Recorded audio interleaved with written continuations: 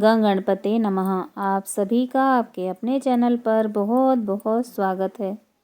आज इस वीडियो में हम माघ मास महात्म्य के 8वें अध्याय का रसपान करेंगे।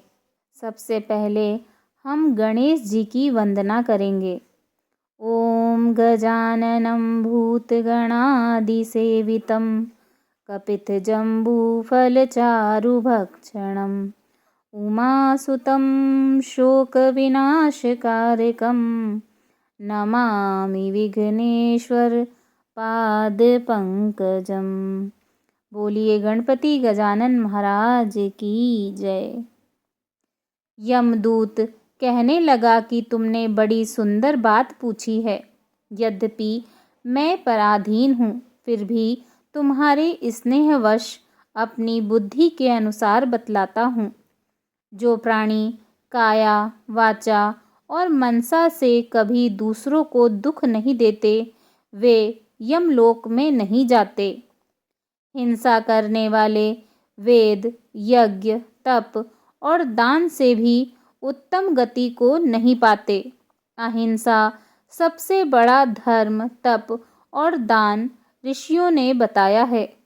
जो मनुष्य जल या पृथ्वी पर रहने वाले जीवों को अपने भोजन के लिए मारते हैं, वे कालसूत्र नामक नरक में पड़ते हैं और वहाँ पर अपना मांस खाते हैं और रक्त पीप पान करते हैं तथा पीप की कीच में उनको कीड़े काटते हैं। हिंसक जन्मांध, काने, कुबड़े, लूले, लंगड़े, दरिद्र और अंगहीन होते हैं। इस कारण इस लोक तथा परलोक में सुख की इच्छा करने वाले को काया, वाचा तथा मन से दूसरों का द्रोह नहीं करना चाहिए। जो हिंसा नहीं करते, उनको किसी प्रकार का भय नहीं होता। जिस तरह सीधी और टेढ़ी दोनों प्रकार की बहने वाली नदियाँ समुद्र में मिल जाती हैं, वैसे ही सब धर्म अहिंसा में प्रवेश कर जाते हैं। ब्रह्मचारी, गृहस्थ, वानप्रस्थी तथा यति सभी अपने अपने धर्म का पालन करने और जितेंद्रिय रहने से ब्रह्मलोक को प्राप्त करते हैं। जो जलाशय आदि बनाते हैं और सदैव पांचों यज्ञ करते हैं, वे यमपुरी में नहीं जाते। जो इंद्रियों के वशीभूत नहीं होते हैं, वेदवादी और नित्य ही अग्नि अर्थात हवन आदि का पूजन करते हैं, वे स्वर्ग को जाते हैं। युद्ध भूमि में जो शूरवीर मर जाते हैं, वे सूर्यलोक को प्राप्त होते हैं। जो अनाथ स्त्री शरण में आए हुए तथा ब्राह्मण की रक्षा के लिए प्राण देते हैं, वे कभी स्वर्ग से नहीं लौटते। जो मनुष्य लूले, लंगड़े, वृद्ध, अनाथ तथा गरीबों का पालन करते हैं, वह भी स्वर्ग में जाते हैं। जो मनुष्य गौओं के लिए पानी का आश्रय करते हैं तथा कुआं, तालाब और बावड़ी बनवाते हैं, वे सदैव स्वर्ग में निवास करते हैं। जैसे जैसे जीव इनमें पानी पीते हैं, वैसे ही उनका धर्म बढ़ता है। जल से ही मनुष्य के प्राण हैं, इसीलिए जो प्याऊ आदि लगाते हैं, वह अक्षय स्वर्ग को प्राप्त होते हैं। बड़े बड़े यज्ञ भी वह फल नहीं देते जो अधिक छाया वाले वृक्ष मार्ग में लगाने से देते हैं। जो मनुष्य वृक्ष रोपण करता है, वह सदैव दानी और यज्ञ करने वाला होता है। जो अच्छे फल और अच्छी छाया वाले मार्ग के वृक्षों को काटता है, वह नरकगामी होता है। तुलसी का पौधा लगाने वाला सब पापों से छूट जाता है।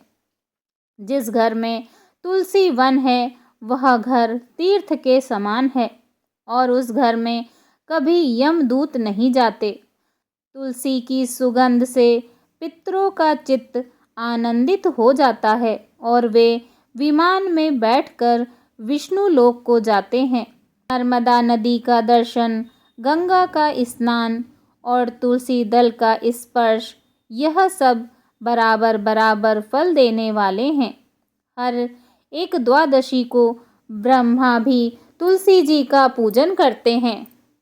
रत्न, सोना, फूल तथा मोती की माला के दान का इतना पुण्य नहीं होता जितना तुलसी माला के दान का होता है।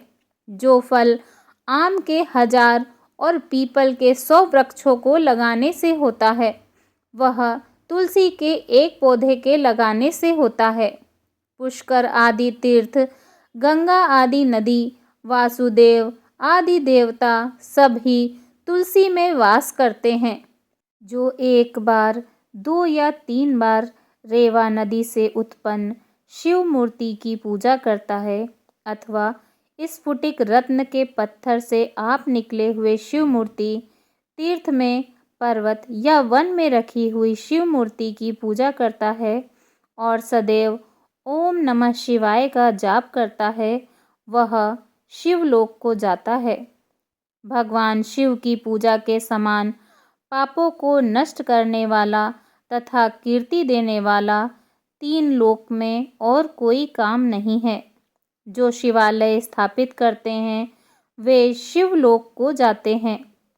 ब्रह्मा, विष्णु तथा शिव का मंदिर बनाकर मनुष्य वैकुंठवासी होता है। जो भगवान की पूजा के लिए फूलों का बाग लगाते हैं वे धन्य हैं। जो माता पिता, देवता और अतिथियों का सदैव पूजन करते हैं वे ब्रह्मलोक को प्राप्त होते हैं। इसी के साथ माघ महामहिम 8वां अध्याय समाप्त। बोलिए श्री हरि भगवान विष्णु जी की जय। ओम नमो भगवते वासुदेवाय नमः।